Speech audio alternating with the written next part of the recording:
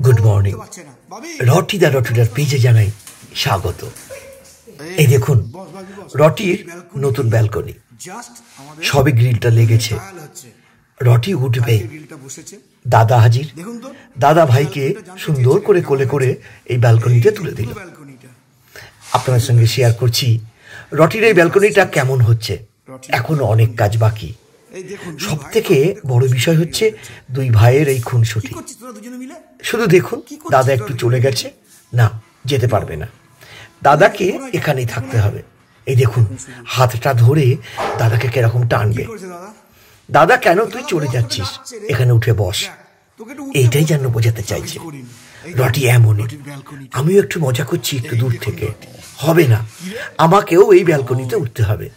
এই হচ্ছে আপনাদের রটি, সবার সঙ্গে সবকিছু শেয়ার করতে পারে, তাই ভাবলাম আপনাদের সঙ্গে আমিও শেয়ার করি।